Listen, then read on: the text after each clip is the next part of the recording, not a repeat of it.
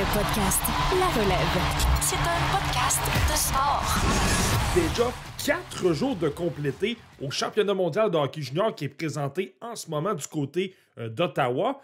On a eu la chance, encore une fois, de mettre les pieds du côté de la capitale nationale pour aller regarder 2 matchs. On est d'abord allé voir les 2 premières périodes de la rencontre. Une très, très belle rivalité entre la Tchéquie et la Slovaquie. Match incroyable. Il y avait de la rivalité, il y avait de l'ambiance dans les gradins.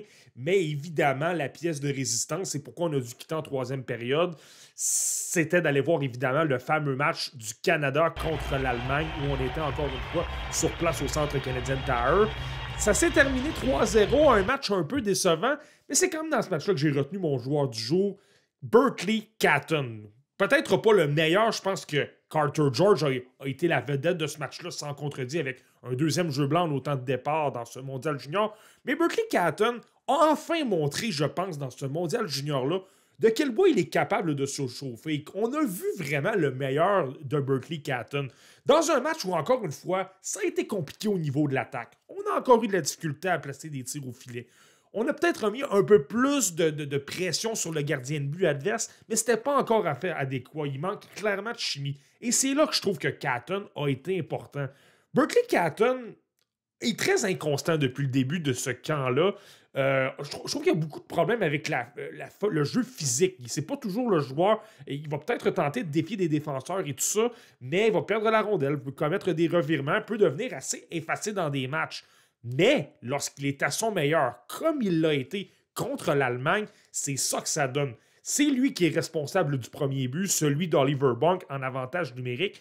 Décide de foncer vers le centre et ça permet de libérer de la pression pour Easton Cowan, qui lui, aussitôt a remis à Oliver Bonk. Et je retiens également en 3e période. Il faut pas se raconter d'histoire.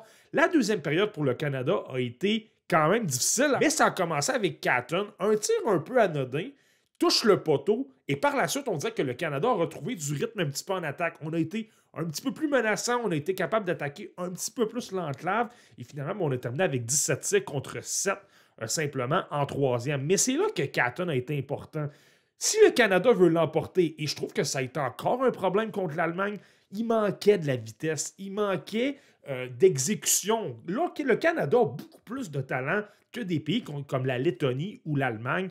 Si on est capable de se mettre en marche, de faire de bonnes passes, d'être en mesure d'égaler de relance très rapide, ça va fonctionner, il n'y a pas de problème. Et c'est ça que Catton a fait. C'est pourquoi son trio, avec Gavin McKenna et Luca Pinelli, ça a été le meilleur de ce match-là.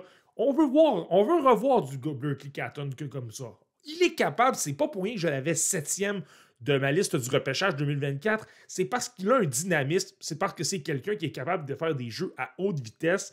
Et bien évidemment, le Canada en a franchement besoin parce que, encore une fois, hier, disons que Callum Ritchie et Easton Cowan, les 2 membres du premier trio, ça a été un peu plus difficile. Mais si on peut avoir d'autres joueurs qui prennent la relève, ça va être bien. Donc, pour le joueur du jour numéro 4 au championnat mondial de hockey junior, Berkeley Catton du Canada avec une aide et 5 tirs au but contre l'Allemagne.